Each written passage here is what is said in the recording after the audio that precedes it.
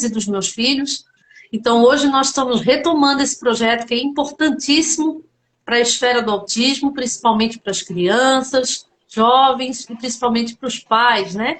Que são os detentores desse direito, né? São as pessoas que vão, que tentam buscar, né, ações para se unir, formas de lutar pelos direitos dos seus filhos, né? Para que conquistem, né, acessos que são tão precários, né? Políticas que são tão necessárias e não se fazem no momento, né? Então, o que eu venho ressaltar hoje é essa importância da gente refletir, né, Ivan, sobre a saúde mental e a atenção psicossocial aos pais de criança com autismo, que seria, no caso, a saúde emocional desses pais. Então, assim, Ivan, eu queria fazer para ti uma analogia de alguns dados que a gente tem hoje no momento, que se estima que nós temos 70 milhões de autistas no mundo. Nós somos 2 milhões, já ultrapassamos 2 milhões de autistas no Brasil.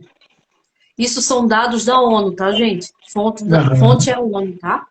E agora, recentemente, em 2021, foi evidenciado que somos em 550 alunos na rede de ensino de São José.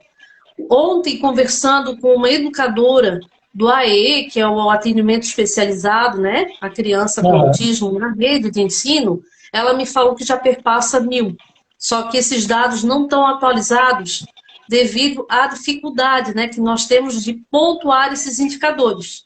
Ou seja, a carteirinha da CIPTEA, que veio junto com a Lei Federal Romeu-Mion, que é uma lei nova aí, né, que poucos conhecem, né, uma lei nova, lei federal, no âmbito do autismo, ela estabelece esse direito da CIPTEA, que é a carteirinha de identificação do autista. E essa carteirinha ela vai ajudar a fornecer esses indicadores. Então, eu acredito que com o passar do tempo a gente vai saber ao certo quantos nós somos. Então, esse dado é muito importante, né, Ivan? Para a gente dar seguimento e orientação na nossa conversa de hoje, não é mesmo?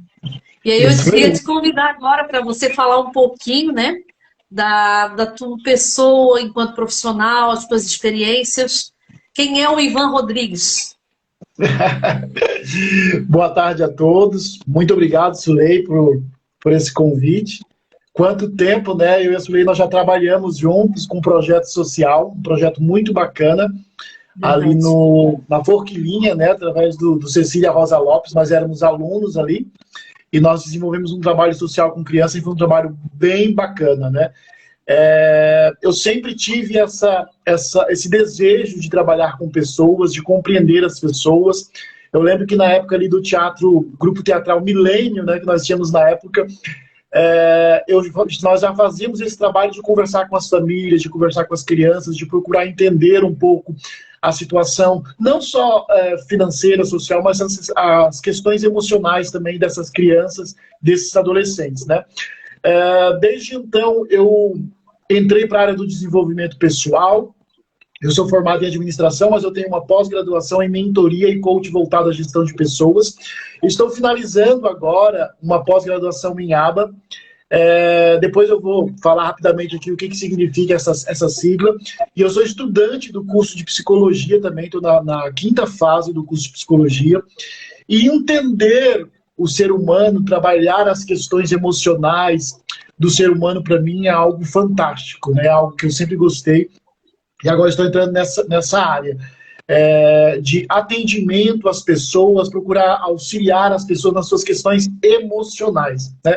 Vale lembrar, antes de qualquer coisa, que tudo que nós vamos falar aqui são dicas, são sugestões a Sulei, como sendo da assistência social e sendo mãe de autista, tem muita coisa a dizer. Eu também na minha área das emoções, mas assim, acima de tudo, né, você sempre precisa procurar a orientação de um médico, de um profissional, para que você possa desenvolver qualquer tipo de atividade. Não faça diagnóstico por si só, não tome remédio por si só. É sempre bom procurar e ter a ajuda de um profissional. Acho que isso aqui já dá para a gente ter uma boa introdução e darmos sequências aí à nossa conversa. Acho que a gente pode começar, Sulei, você como mãe, você que recebeu, né, esse diagnóstico já, explicando um pouco, de repente tem pessoas aqui que estejam nos assistindo ou que vão assistir depois, que não sabe direito o que é o TEA, o que é o transtorno do espectro autista, né? O que é autismo, né? Sim. Na verdade, o autismo é um transtorno do neurodesenvolvimento. A gente chama de Aham, transtorno do espectro de autismo, né?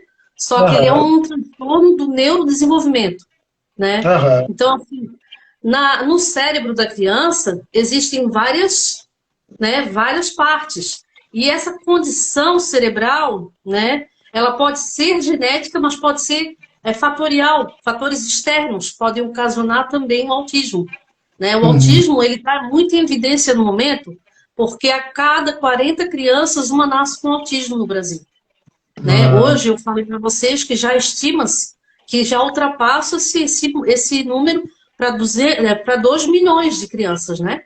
No uhum, Brasil. Então é muita coisa, gente. A gente tem que se equiparar aí para a gente fomentar políticas, né, de segurança nessa área. uhum. Por quê? Porque nós estamos evidenciando um crescimento altíssimo. E cada pessoa pode ter alguém na família ou com algum conhecido com autismo. Então a gente tem que trabalhar essas questões sociais, porque é isso que é a esfera, né? E daí eu já Uhum. ultrapasso a esfera de mãe para assistência social, que o assistente social ele trabalha com as expressões da questão social.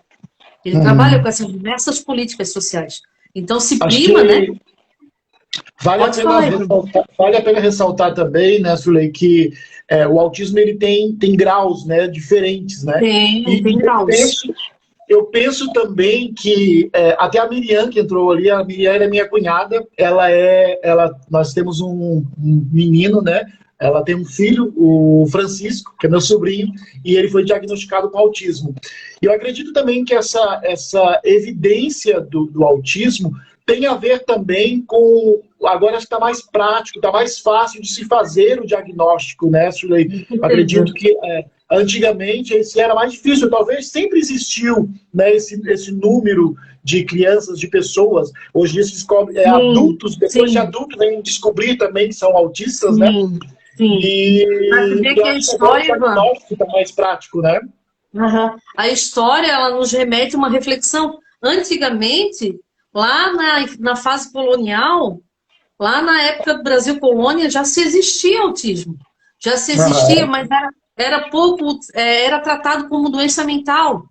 Então as Uhum. pessoas eram vistas como esquizofrênicas, era manicômio para essas Aham. pessoas. Não importa se era criança, se era adulto. Era tratado de uma forma muito, mas muito precária, sem nenhum cuidado, sem nenhuma assistência. Muitos morriam, porque as famílias queriam negligenciar, as famílias queriam esconder, como se fosse uma coisa assim, um sobrenatural, ter Uhum. aquele ser humano na família, né? Hoje Sim. não, hoje ele é tratado como ser humano, sujeito de direitos, desde uma criança até um adulto autista. Então, Uhum. nós temos aí acesso às leis, que a gente vai dar andamento depois, né, Ivan? Falando em outras Ô, lives Dilei, sobre direitos, rapidinho, etc. rapidinho, o meu filho tá me chamando aqui rapidinho, só vou ver o que ele quer, já volto.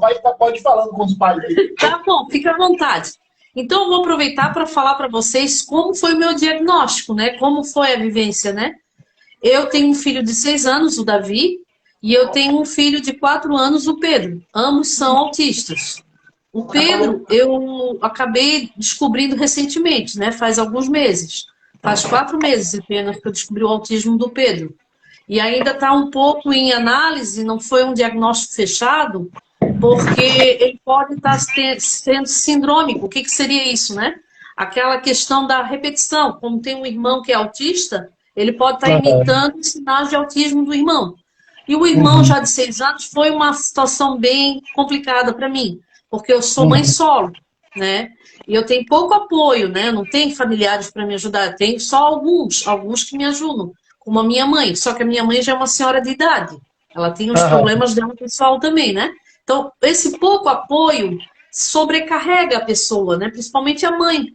A maternidade fica sobrecarregada, né? Porque para a mulher é tudo mais difícil, mais complexo, porque tem um Uhum. preconceito, tem a questão do autocuidado que a gente acaba negligenciando, né? Então, Uhum. são várias situações que a gente deixa de lado para estar em função do filho. A gente tem que dar Aham. atenção para esse filho, suporte. Às vezes a Até, gente se acha até a gente acha que a gente não é suficiente, que a gente não serve para aham. aquilo. E assim é uma Até frustração muito grande, tá? É uma frustração muito grande, a gente chora bastante. Tem muitas mães que não querem aceitar o diagnóstico, porque acham que isso é coisa do outro mundo, que só não vai saber lidar, essas questões todas, né? Suley, é até importante a gente frisar que justamente que você deu essa introdução, que o nosso foco hoje ele é mais voltado para os pais, né? Com certeza. Essa questão da saúde emocional dos pais.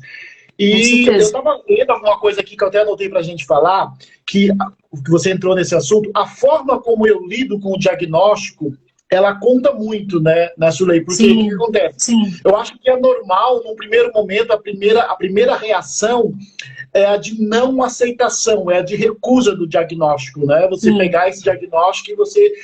E eu penso que isso é normal, né? Você receber um diagnóstico e você, no primeiro momento, não acreditar. Ou, às vezes, ainda não recebeu o diagnóstico, mas as pessoas acabam comentando, pessoas que já têm conhecimento, pessoas que têm experiência, acabam falando, e muitas vezes o pai tem essa primeira reação que é a esquiva, né? Com você foi assim também? Como é que foi?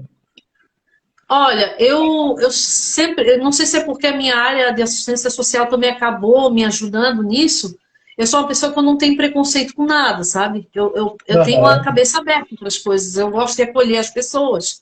E eu sou uma pessoa muito humilde, assim, de sentimentos, eu não sou uma pessoa que eu acho que o outro, ou eu não posso. Imagina, eu acho que assim que a gente tem que estar aberto, de coração aberto, né? Então, o que aconteceu na época, né? Na época, eu fui numa pediatra, que no posto estava tendo uma espera muito prolongada, isso acontece às vezes, né? E aí eu fui numa pediatra no particular, que é uma pediatra já de muitos anos de carreira, ela é uma pediatra bem profissional, né? E aí ela me falou, Suley, o teu filho tem autismo. Daí eu fiquei uns 5 minutos olhando para ela e balançando a cabeça, e eu fiquei analisando as coisas que ela me falava, e naquela hora ali eu saí meio que calada, assim, né? Cheguei em casa.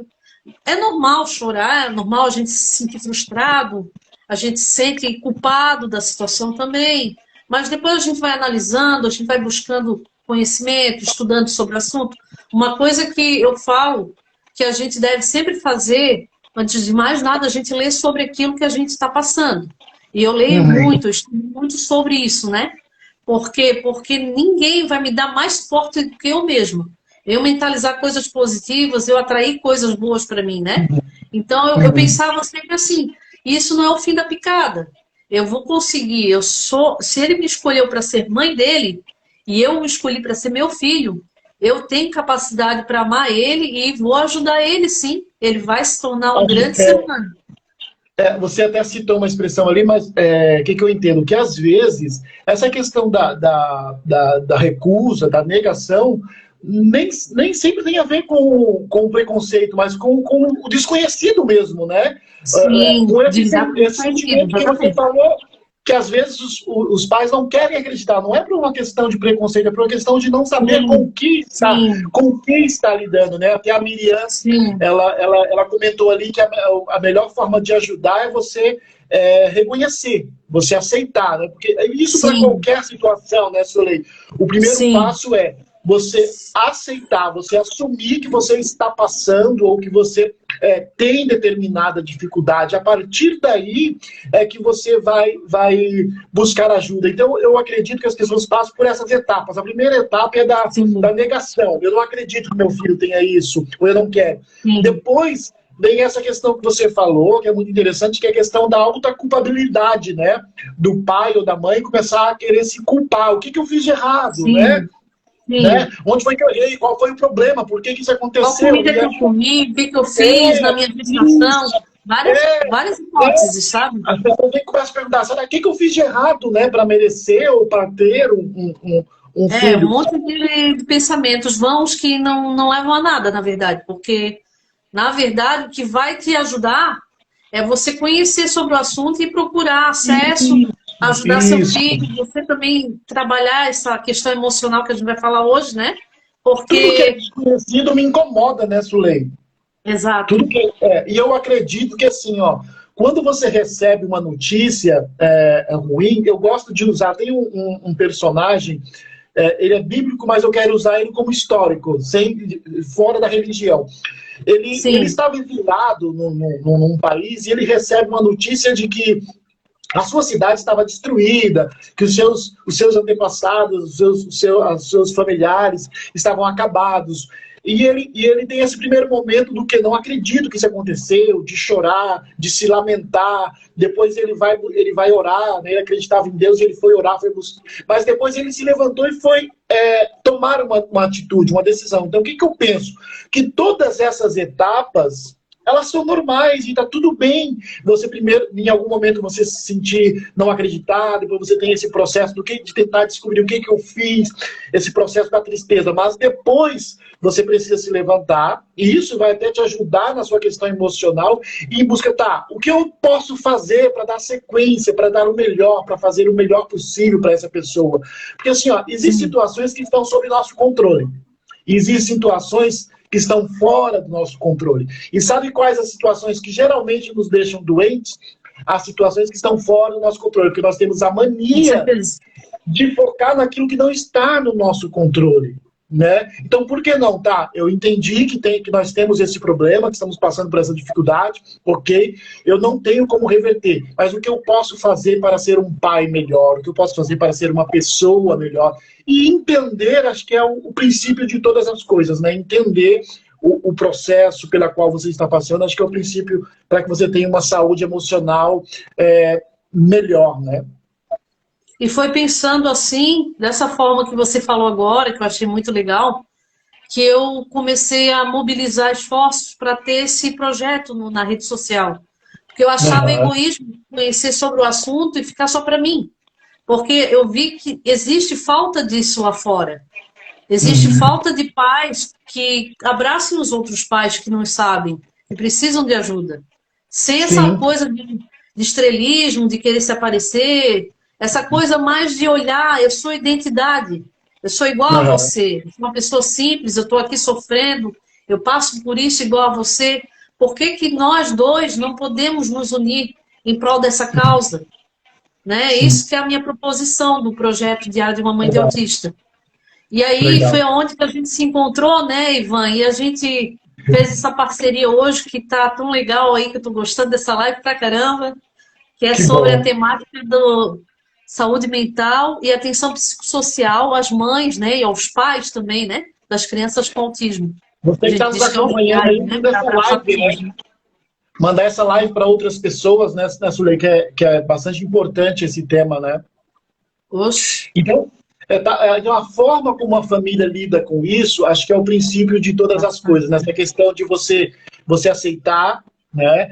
Quando eu falo aceitar, esse que algumas diferenças, né? Primeiro você tem essa questão da recusa, depois você tem essa questão da culpabilidade, depois de um terceiro passo. Algumas pessoas, como a Sulei, vão em busca de conhecimento.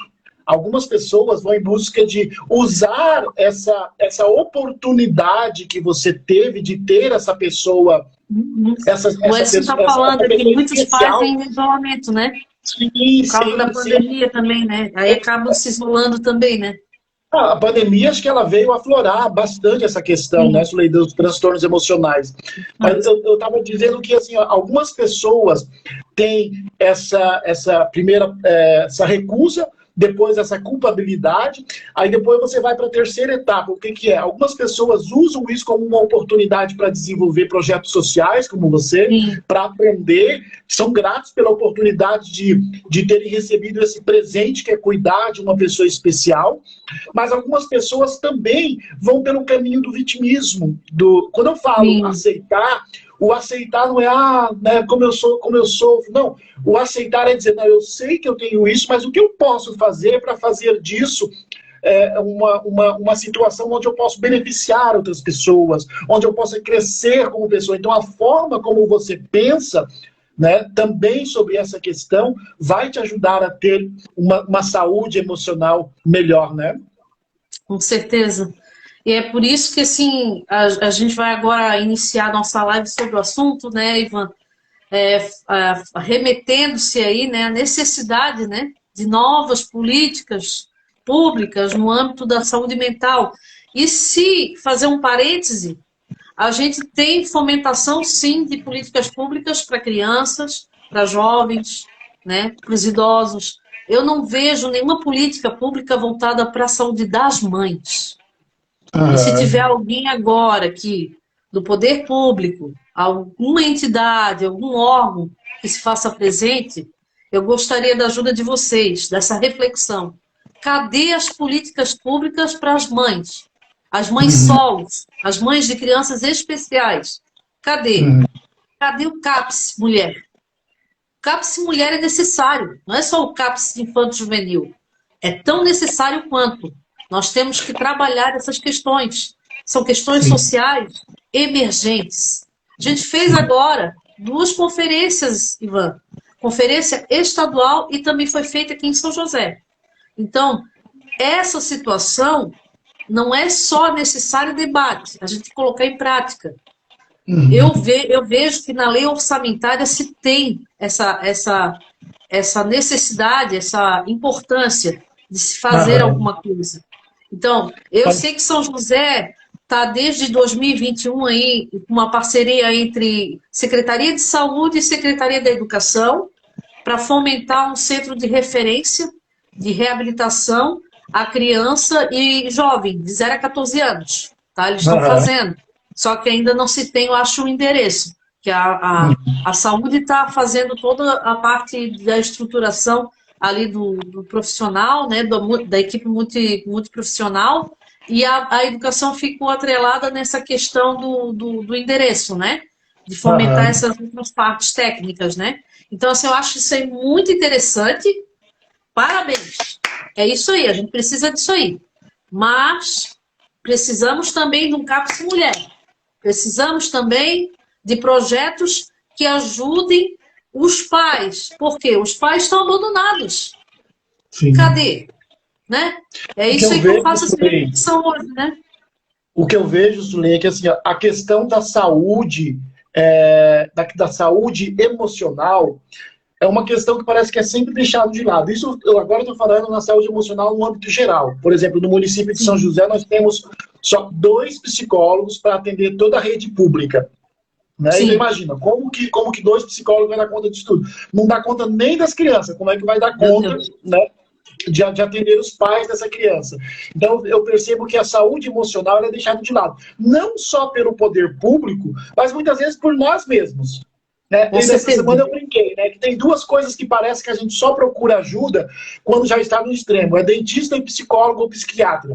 Quando a gente já não está aguentando mais, a gente vai. A gente cuida das outras coisas, mas parece que a saúde emocional a gente está sempre deixando de lado. Né? É assim, quando não tem mais condições de resolver, aí a gente busca ajuda. E às vezes quando busca, a gente quer efeitos imediatos, a gente quer resolução mágica. Aí para que a gente parte? Parte para o remédio. Ivan, você é contra o remédio? Não, não sou contra o remédio. O remédio ele vai te ajudar a resolver os sintomas. Mas você precisa tratar a causa, você precisa uma jornada de autoconhecimento, de descobrir qual a raiz desse teu mal. Então eu percebo, se para as pessoas, né, que não estão enquadradas dentro desse grupo de pais, de pessoas, de crianças com TEA, já é difícil. Imagina para os pais que têm crianças que às vezes a sua atenção ela está tão focada para o filho. Eu gostei de uma definição que eu achei aqui, que é assim, ó, o cuidar é uma ação que implica em ajudar o outro, promover o seu bem-estar, evitando que sofra algum mal. Né? Isso é a definição de cuidado.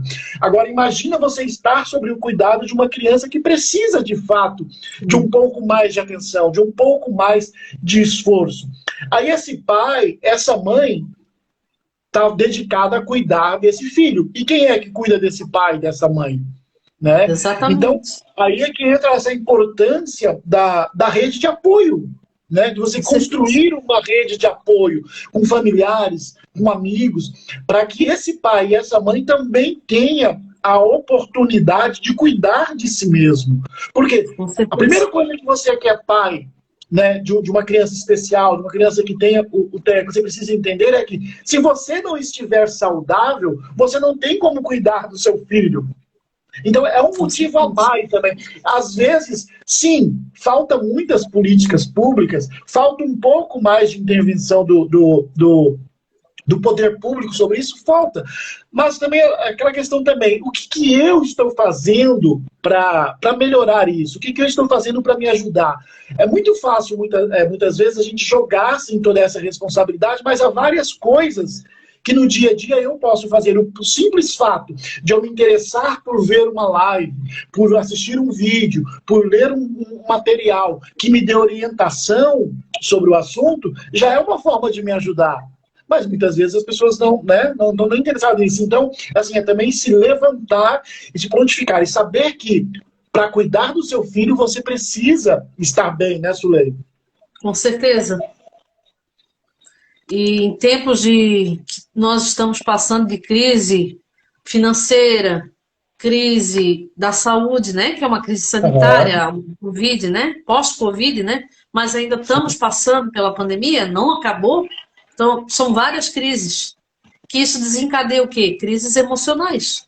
Aí vem a ansiedade, vem a depressão, vem todos esses transtornos, né, que surgem, né, principalmente ocasionados por toda essa falta de autocuidado, por essa negligência conosco, né?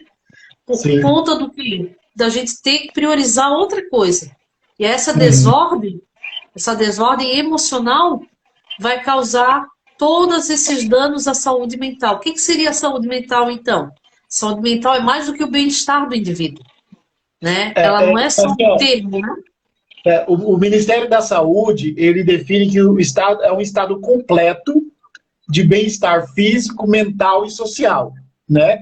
Eu acho que esse bem-estar completo é um pouco exagerado, mas é mais ou menos assim, ó, a saúde mental, ela envolve você estar bem fisicamente, você está bem mentalmente ou emocionalmente, você está bem socialmente. Nós somos seres que nós somos criados para viver em grupo, para viver em comunidade. E muitas vezes isso... O que acontece? Até um tópico que eu estava anotado ali, mas a gente vai falando e vai surgindo as ideias, que muitas vezes eu fico pensando assim, ó, eu tenho amigos que eles têm filhos, que os filhos são um pouquinho mais peraltas, né, são mais agitados. E esses amigos, muitas vezes, eles evitam estar com outras pessoas porque eles já temem a reação dos filhos, né, e a contração das pessoas. Então eles evitam se socializar porque, eu já nem vou porque eu vou chegar lá e a criança vai me incomodar. E para os pais que têm crianças com TEA, isso é ainda pior, né, Sulei? Então essa questão do se isolar, como o amigo ali falou ainda agora, nós tivemos essa questão da pandemia que obrigou os pais a se isolarem, mas nós temos pais também que, ao receber o diagnóstico, ou que têm filhos com transtorno, eles evitam se socializar, eles evitam estar com outras pessoas, às vezes por vergonha, né, de assumir que tem um filho especial, por medo de que as pessoas ao redor não vão saber lidar com essa criança, né, que a qualquer momento ela pode fazer algo fora do comum, né? E como que vai ser a reação das pessoas? Então essas pessoas se isolam, mas nós somos seres sociais, né? E nós precisamos, primeiro, transmitir a informação. Acho que quando o pai ele é bem informado sobre o assunto, ele vai poder também esclarecer isso para os seus amigos e familiares, para que eles também se sintam mais seguros, né, no lidar. Porque às vezes não é questão de preconceito, às vezes é porque a pessoa não sabe como lidar, tá? Eu tô com uma criança autista, né? O que eu faço se ela tiver uma crise? O que eu faço se ela tiver algum comportamento fora do meu dia a dia, né? Então isso são perguntas e aí as pessoas vão se isolando, né, Sulei? Então a saúde mental é isso, é um bem-estar físico, mental e social também, né? Obrigada, Fê. Obrigada. Eu acho que a gente não faz aquilo que não deve ser feito, né? A gente tem que fazer mais do que a gente acha que pode ser feito. Mais, né, isso assim. Sempre mais. A gente tem que estar sempre emblemático, né? Sempre buscando, é isso aí. Teve uma pesquisa, Sulei, lá com um instituto lá de Salvador, né? Mas eu acredito que isso se estende para uma boa parte do Brasil, que assim, ó, de uma pesquisa com pais de autistas, né? 27% dos 26,7%, quase 27%, tinham depressão. Ou seja, de cada 100 pais, quase 30 pais tinham depressão. 33,7% tinham ansiedade. E 18% tinham os dois juntos. Tinham depressão e tinham ansiedade. E aí nós entramos de novo nessa questão, né? Porque o que é a depressão? A depressão, ela é esse excesso de passado. Tem muito a ver com a autoestima baixa, tem muito a ver com a culpa. Por exemplo, essa questão que nós falamos desse segundo estágio, quando os pais recebem o diagnóstico e começam a procurar motivo para que aquilo acontecer, para aquilo ter acontecido. Procuram em si. E muitas vezes eles começam a remontar histórias antigas e colocar um foco naquilo ali, achando que aquela atitude, aquela decisão, aquele comportamento pode ter contribuído. E aí eles ficam remoendo isso, se sentem incapazes de ajudar o filho, de acolher o filho. Sim. E aí ele fica remoendo esses pensamentos que eu não vou dar conta, porque tem a questão financeira, tem a questão social, tem a questão comportamental, porque mexe com toda a estrutura da família, né, Sulei? Quando chega uma criança com autismo, mexe com toda a estrutura da família. A organização. Sim. Né? Exato. E tem assim, na vivência diária, a criança que tem TEA, ela precisa de rotina. Quem tem conhecimento disso sabe que é necessário estabelecer, né, padrões de rotina, porque se a gente foge desses padrões de rotina, a criança se sente perdida. Porque o mundo interior da criança com TEA é diferente do nosso pensar. Né? E não quer dizer que ele pense de forma diferente, que ele seja diferente. Ele é um ser, um sujeito de direitos igual a nós. Então, cabe a nós mães, principalmente nós mães, entender, né, esses condicionamentos do filho, tentar nos aproximar do mundo dele. Apesar de que é mais fácil a gente tentar entrar no mundo dele do que ele tentar no nosso mundo, entrar no nosso mundo. Porque existe essa condição, esse transtorno, né, no espectro do autismo. Então a gente tem que trabalhar essas questões, interpretar de forma equânime, né, porque assim, existem vários meios para a gente acessar o que a gente está passando, vários meios da gente buscar conhecimento, né? E a internet é um deles, né? A gente tem de tudo na internet. Então, assim, ali é uma rede de busca e de apoio também. Foi onde eu me debrucei nos estudos, né? Comecei a me aprofundar sobre a história do autismo, eu sei de onde surgiu, quem foi o primeiro fundador do primeiro livro a ser lançado, quem foi Tempe Gramp, né? Todas essas partes de literatura, de história também do autismo, eu fui buscar para tentar entender por que esse processo todo, o que ocorreu agora, na atualidade. Né? Por que esse avanço desses números, dessa nomenclatura, né? Por que as leis têm que se moldar à realidade? Porque é tudo emergente, é tudo situações reais, é realidade social. E a realidade social, ela muda a todo instante. Se a gente não mudar a lei, ela não perpetua os direitos. Então é necessário que a gente tenha avanços para que a gente tenha entendimento e conhecimento de causa, né? Então, assim, eu fiz uma pesquisa, não sei se tu me autoriza a falar, eu fiz uma pesquisa aí sobre, na Arábia Saudita, em 2021, duas brasileiras pós-doutorado da USP, elas fizeram uma pesquisa por que a pandemia causou tanta depressão, tanta ansiedade. Deixa eu até ver uma outra aqui. Sentimento de inutilidade, tá? E perda de autoconfiança nas mães com TEA. Foi feito um estudo profundo. Depois eu passo direitinho para vocês o nome das autoras, tá? Que é aqui, Arábia Saudita, lá elas têm tem que fazer a transcrição ali da legenda, né? Eu não consegui entender muito bem o nome delas.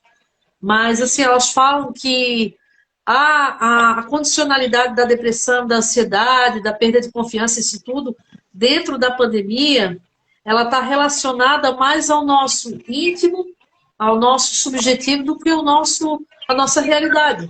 Porque se a gente souber trabalhar, né, a nossa mente, condicionar a nossa mente em equilíbrio, para que pensar coisas boas, né, trabalhar nossa autoestima, para que a gente não tenha esses pensamentos errôneos de que as coisas vão dar errado, que a gente não é capaz, que a gente é culpado, que a gente não serve para isso, que nosso filho é isso, que não pode aquilo, que é preconceito de um lado, se a gente mentalizar todas essas coisas, essas estereotopias, que não existe só a estereotopia do autismo, existem as nossas também, né? A gente começa a achar muito achismo e a gente esquece do fundamental, que é de trabalhar a nossa consciência, né?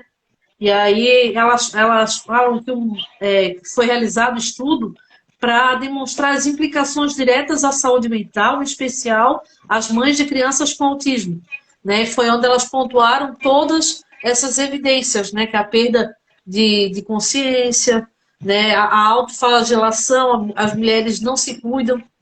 Muitas, na pesquisa que elas fizeram até, eu fiquei impactada com uma situação de mães relatar que não tomavam banho.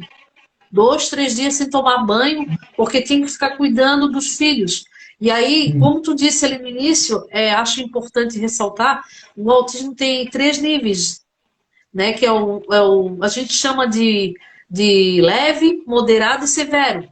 Mas todos os graus são importantes e precisam de algum suporte, tá, gente? Tem gente que fala assim, ele é grau leve, nem parece que é autista. Que isso, gente? Isso é uma forma mais, sabe, mais triste de você falar para uma mãe que o filho dela tem autismo leve, é leve, não dá de perceber o autismo, não faça isso. Todos são autistas da mesma forma, todos precisam estabelecer padrões, rotinas, todos precisam de terapias, todos precisam de algum suporte. Então, todas as mães precisam de ajuda, de apoio, né? Então, essa questão essa questão da classificação, ela é importante para os pais, só para terem uma orientação de como proceder, porque cada um deles, né, se alguém separou por níveis, é porque tem tratamentos diferenciados, atenções diferenciadas, né? Mas todos eles precisam de mais diagnóstico mesmo, sabe? Para estabelecer o diagnóstico da criança, né? A forma de tratamento. Mas precisam de cuidado, né, Suleide? Isso. Eu estava vendo aqui, Suleide, o que acontece, até emendando com essa tua pesquisa aí, porque eu acredito que isso aconteceu com você, mas essa questão da pandemia, para os alunos de escolas, os alunos que não estão enquadrados dentro desse grupo de algum transtorno, para os pais desses alunos, já aumentou a questão de depressão e ansiedade, né? Que são crianças que estavam na escola e agora vieram para dentro de casa, né? Aí você tem o pai que de repente perdeu o emprego, você tem a mãe que de repente perdeu o emprego ou que está trabalhando home office.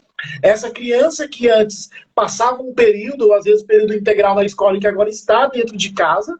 Então o pai está tendo que lidar com questões financeiras, com questões do trabalho, com o filho que está em casa. Muitas das vezes tendo que fazer papel de professor com o filho. Né? Então eu imagino, que eu não sei se foi o teu caso, mas provavelmente os teus filhos também nesse período de pandemia perderam algum tipo de atividade que eles exerciam fora, escola ou acompanhamento, e vieram para dentro de casa. Então, com certeza isso ampliou ainda mais esse desgaste emocional, e realmente as pesquisas revelam que as mães acabam sofrendo mais, né? Nesse quesito. Então, realmente, essa pandemia veio para aflorar essa questão das nossas emoções. Isso no âmbito geral. Então, imagina para pais que, de repente, nesse início de pandemia, pelo menos, perderam um pouco do apoio que tinha por causa dessa questão da obrigatoriedade do isolamento, né, Sulei? Então, imagina que isso deve ter sido, né, a gota que faltava para transbordar muitos copos que já estavam quase cheios, né? Sim, para você ter uma noção, né, Ivan? Quem não me conhece, eu sou mãe solo. Então é só eu e os dois. Os dois são autistas. Os dois têm condição de saúde, né? Eu também já não sou uma mocinha, já tenho 40 anos. Então, assim, tem toda uma situação. Eu tenho que ser mãe, né? Tenho que fazer comida, tenho que dar assistência para eles, tenho que lavar eles, tenho que fazer toda essa parte de mãe. E ainda tem que dar o suporte na parte escolar. Imagina, é tanta coisa para te dar conta que tu às vezes acaba penando em alguma coisa, deixando alguma coisa de lado. E é isso que se faz necessário nessa percepção de que tem que haver, né, apoio de fora, né? Porque a gente sozinha a gente não consegue. Eu vi uma pesquisa, essa pesquisa também foi feita um estudo em Portugal, mas eu acredito que não dá muita diferença. uma classificação das dificuldades enfrentadas pelos pais, né, de criança com TEA. E aqui está em primeiro lugar é a falta de informação. Locais onde procurar assistência, serviço médico, assistência social. Então, a falta de informação está no topo das dificuldades dos pais dessas crianças. Então, por isso essa importância da divulgação, da informação, né, de aonde se busca ajuda, quando você precisa, quais os pontos, por exemplo, aqui na cidade, em São José, no estado, telefones, endereços, instituições que possam ajudar, né? Claro que hoje são raras as pessoas que não têm acesso à internet. Hoje em dia com a internet está muito, muito fácil isso. Mas a maior dificuldade dos pais, que ficou a primeira delas, 86% dos pais tinham essa dificuldade, é a questão da necessidade de informação, né? A segunda necessidade é a falta de ajuda para discutir o problema e encontrar solução. Aí, a importância dos grupos de apoio, né, Sulei? Como você falou, essa questão de você se propôs a criar um grupo no WhatsApp para trocar informações. Sim, essa questão de um lugar, né?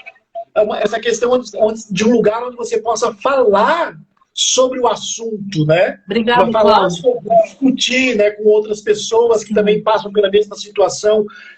A gente tem vários grupos de apoios por aí. Eu acredito que deve ter também um grupo de apoio. Se não tem, deve ser criado um grupo de apoio aos pais de crianças com autismo, né? Então, a segunda dificuldade dos pais é se reunir com pessoas para discutir o problema e encontrar solução, porque também não adianta se reunir só para ficar lamentando, né, Sulei? Com certeza, lamentação não cabe, né? Apresentar sugestões. Eu acho assim que você tocou num ponto muito importante da nossa conversa de hoje, né? Porque a ideia, a proposição, né, de seguir com esse projeto é justamente de ajudar os pais. Porque a gente sabe que é bem precária, né, a questão dos pais, tanto em nível nacional quanto municipal, estadual, porque nós carecemos de políticas nesse âmbito, né, que amparem os pais. Nós vemos por aí várias políticas que amparam as crianças, né, ou as pessoas que estão no transtorno, mas os pais estão de lado e eles têm que ser trabalhados também.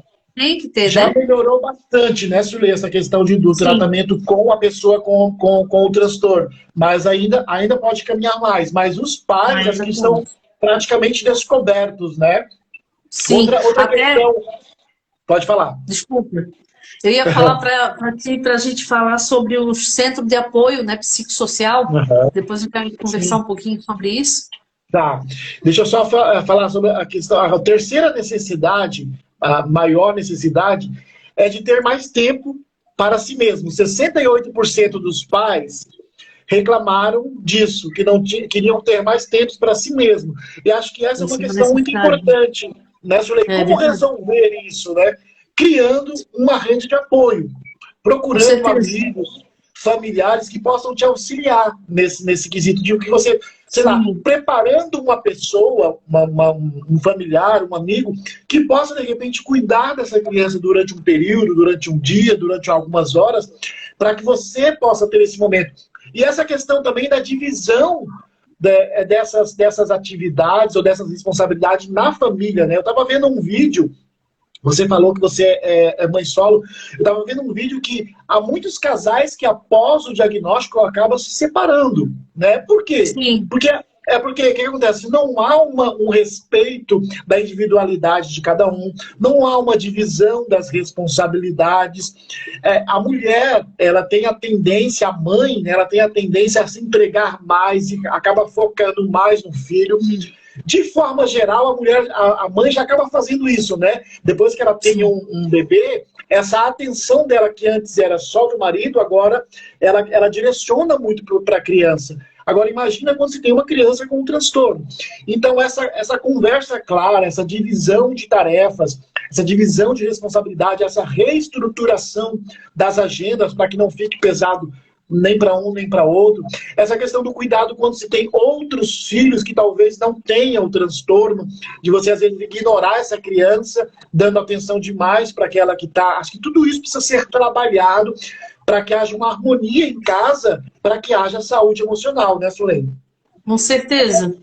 esses pontos de apoio que são necessários, né? Que a gente tem que tentar buscar, né? Essa rede de apoio, né?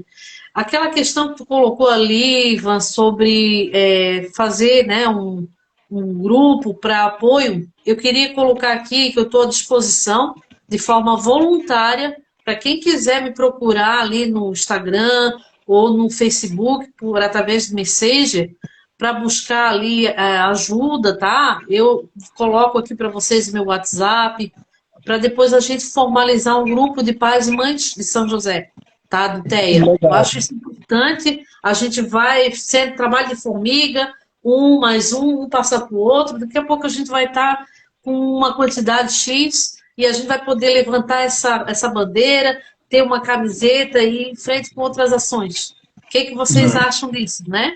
Então, eu acho essa proposição necessária e emergente, porque a gente tem que sair só do lar. A gente tem que parar. Claro que o lar é bem importante para a gente refletir, para a gente debater, mas a gente também tem que agir. E para a gente agir, a gente precisa se organizar. E eu vejo que tem muitas instituições, muitas ONGs, que têm um trabalho lindo, maravilhoso, só que elas ficam muito no blá. Elas não põem em prática as questões. Então, a gente tem que sair do blá e ir para o par. É isso mesmo, né? Que eu sempre acho engraçado, mas sai do blá e vamos falar. O que acontece? É que as pessoas, de forma geral, elas estão procurando elas são muito perfeccionistas. Elas estão buscando via WhatsApp também. Depois ela vai disponibilizar o WhatsApp ali para vocês ali. As pessoas querem estar prontas para começarem a agir. Não, você vai agindo e você vai se aperfeiçoando. É claro que há coisas que você precisa buscar, entender bem, conhecimento, sabedoria para colocar. Mas não dá para... Usa aquilo que você já tem. Você, Sulei, tem uma parte do conhecimento. Tem um outro pai que tem uma outra parte do conhecimento. Então, pega esse conhecimento que você tem e coloca em prática. O outro pai pega esse conhecimento e coloca em prática. Quando vocês se juntarem, você vai ter um conhecimento extraordinário, né? Então, essa questão do grupo de apoio, inclusive, é uma das dicas que eu coloquei aqui para o final, que eu acho que nós já estamos com pouco tempo aí, passa muito rápido, né, Sulei? Sim.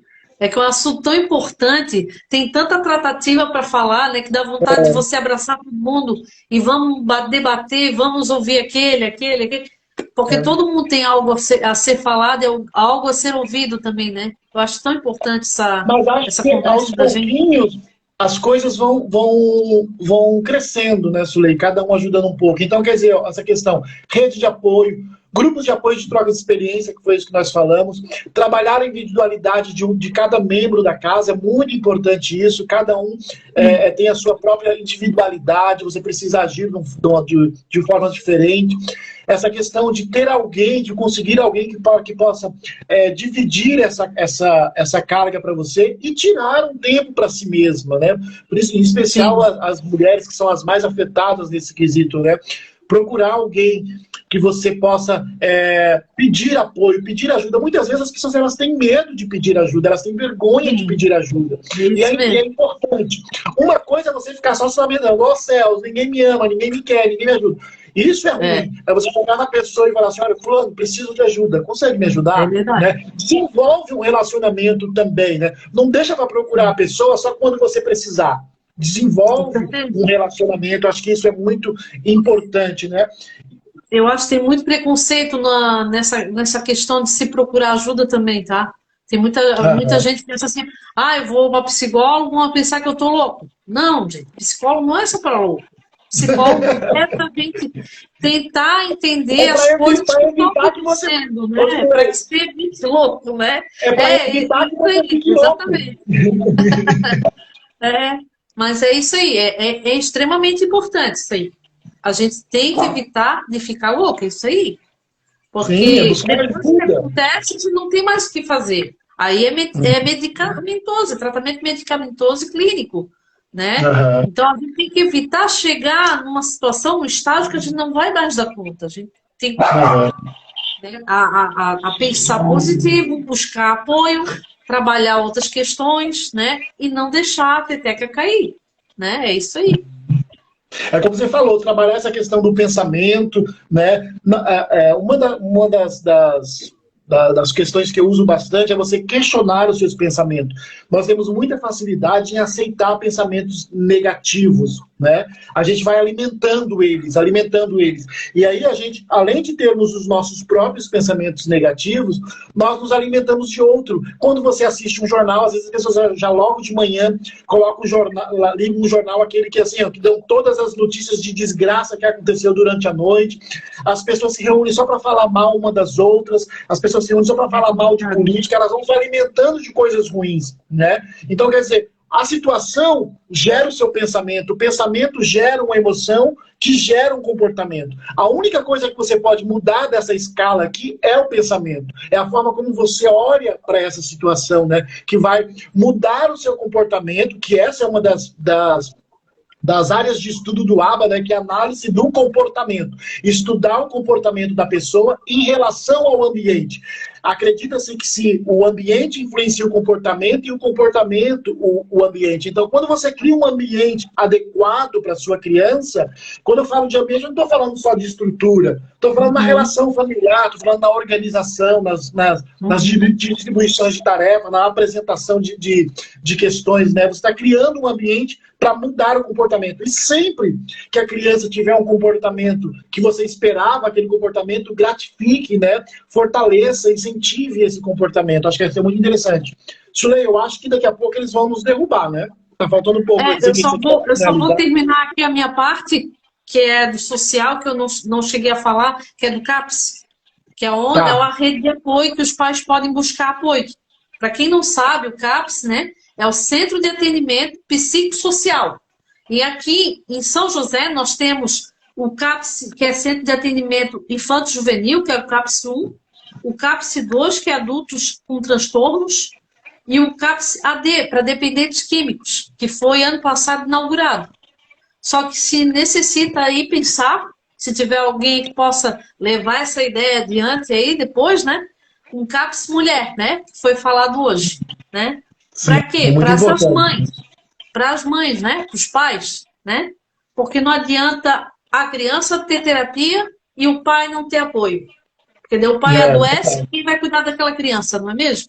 Então, é isso, tá? Que eu ia colocar. E assim, para finalizar a minha parte, Ivan, eu fecho com uma reflexão que ontem eu assisti aquele filme que eu achei que é tão bonitinho, o Dumbo, né? Que trouxe tantas coisas assim de imaginar, ali junto com os meus filhos, a gente estava vendo, e ontem a menina falou assim, que a vida, ela nos fecha muitas portas. E a gente tem que achar uma chave para abrir essa porta. Então, a chave, a abertura dessa porta está dentro de nós. Então, começa a buscar conhecimento, começa a pedir apoio, começa a pedir ajuda, fale, porque se você não externar ajuda, você não pedir ajuda, você não buscar apoio, ninguém vai saber que você precisa. E vai acontecer aquilo como já foi noticiado, né? Uma criança foi encontrada depois de 10 dias ao lado do corpo da mãe, já em decomposição. Uma mãe que a criança tinha TEA. Essa mãe, ela precisava de ajuda. Em nenhum momento ninguém ajudou. Ou talvez porque ela não sabia pedir socorro, ou porque ela não queria aceitar, ou porque ela estava tão fragilizada que ela não sabia pedir socorro. Então a gente tem que estar atento. Se eu posso te ajudar de alguma forma, eu tenho que te ajudar. E não esperar retorno. Eu tenho que fazer isso porque a minha consciência pede que eu faça. Então eu termino com essa frase, né? A vida nos tranca muitas portas, mas a gente tem a chave para abrir elas, tá bom? É só procurar, né, Sulei? E não tenha medo nem vergonha de pedir ajuda. Se você necessita de ajuda, peça ajuda. E se você conhece alguém, se disponibilize a ajudar essa família, essa pessoa que possa estar passando por algum transtorno. Nós falamos aqui das crianças com TEA, mas qualquer outro tipo de transtorno, de dificuldade emocional, se propõe a ajudar. Muito obrigado, Sulei, pelo convite. A gente precisaria pelo menos 3 horas para conversar, mas foi fantástico. Qualquer coisa que precisarem também eu estou à disposição. Me adicionem aí, me chamem no direct. Vai ser um prazer também ajudar naquilo que eu puder ajudar. Acredito que a live vai ficar gravada aí, né? E aí depois a gente pode... Você pode estar revendo, você que não que já viu ou que perdeu uma parte, ou que você ainda não viu, que você possa estar vendo, compartilhando, curtindo, deixando os seus comentários. Muito obrigado aí pela participação de todos. Eu vou estar deixando o nosso WhatsApp ali disponível para as pessoas, Ivan, para a gente Tá, fazer aquela conexão do grupo, tá, né, de apoio aos pais, tá bom? tá E é ok, isso, então. pessoal. Muito obrigada pelo retorno do projeto Diário de uma Mãe de Autista. Até a próxima live. Muito obrigada a vocês todos. Tchau, tchau. Sulei, quando você for encerrar, ele vai perguntar se você quer salvar, né? Daí você salva ela lá. Tá bom? Tá joia. Tá bom, Beijo, obrigada. Tchau, pessoal. Tchau, tchau. tchau. Saúde, paz e prosperidade para todos.